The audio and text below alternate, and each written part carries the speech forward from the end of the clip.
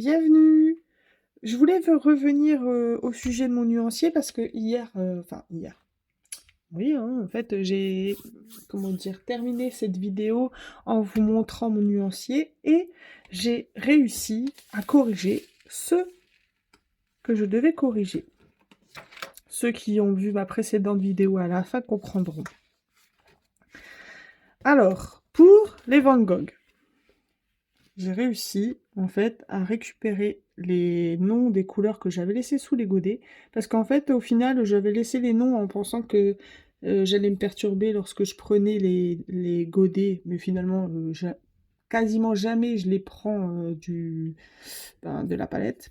Mais en tout cas, il y a encore les noms sous les godets et le nom de la couleur en anglais est encore sous le godet. Donc voilà, j'ai pu corriger. Donc ici maintenant j'ai mes couleurs. Je suis contente pour Van Gogh.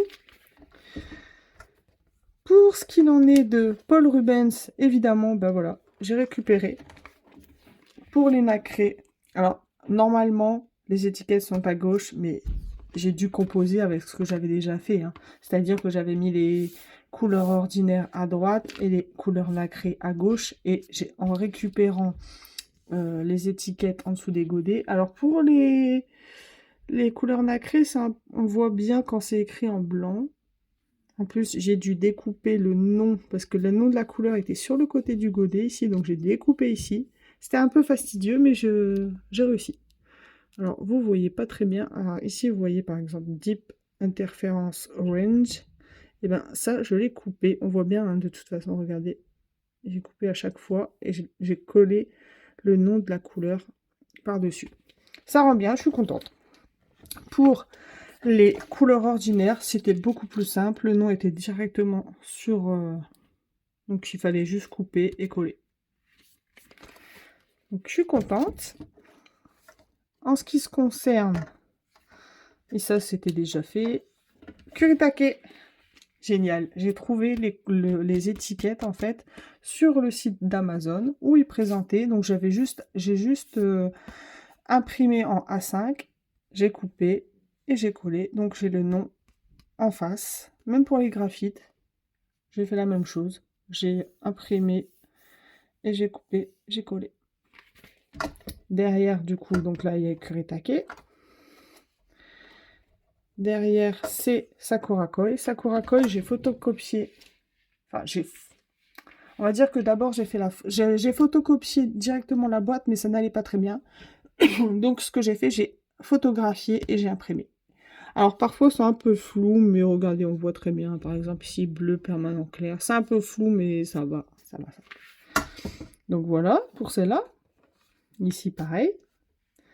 Et j'ai même réussi à récupérer Faber-Castell. Avec Faber-Castell, en fait, le dépliant était à l'intérieur encore de mon carton.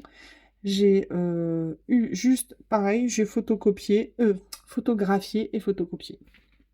Et voilà, du coup maintenant, j'ai à chaque fois à part pour Ratel, Artistro. Artistro, je pourrais même le faire, mais bon, je vais pas le faire, c'est pas des palettes que j'utilise beaucoup. Et en fait, Artistro, limite, ça c'est même pas la peine parce que on a le dépliant qui sont directement sur les godets, donc on voit le nom des couleurs, donc là c'est pas trop la peine. Et ça, c'est des palettes que j'utilise encore, hein, mais beaucoup moins. C'est vrai qu'une fois qu'on a un peu la meilleure qualité, on a tendance à mettre de côté. Ceux-là, non, parce que je les ai utilisés pour la petite sirène. Donc plutôt ceux-là. Ouais, ceux-là, ouais, puisque c'était les 16, ouais, c'est ça.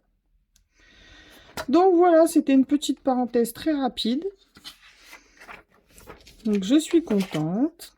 Je ne veux pas revenir sur ça, je vous en ai déjà bien parlé dans ma précédente vidéo. Alors, je pense que ma prochaine palette, c'est Winsor & Newton professionnelle.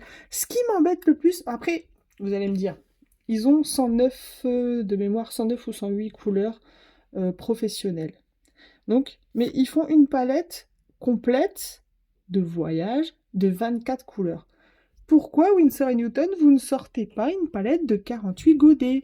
Moi, je préfère, en fait, comment dire, mettre de côté, de l'argent de côté un peu chaque mois, pour avoir une palette complète de 48 couleurs. Parce que j'aime bien avoir chaque fois 48 couleurs. Donc, si vous passez par là, Winsor & Newton, regardez, même Sennelier l'a fait.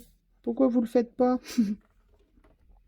Donc, c'est vrai que ça, c'est plus cher à l'achat, hein. J'imagine que ça va bien faire du 260. Ben voilà, on multiplie par 2, hein, 130 par 24. Donc, ça ferait du 260 par 48. Mais ça en vaudrait le coup. Donc, voilà. Sur ce, je vous souhaite à tous une très bonne journée. On se retrouve très vite dans une prochaine vidéo. Gros bisous!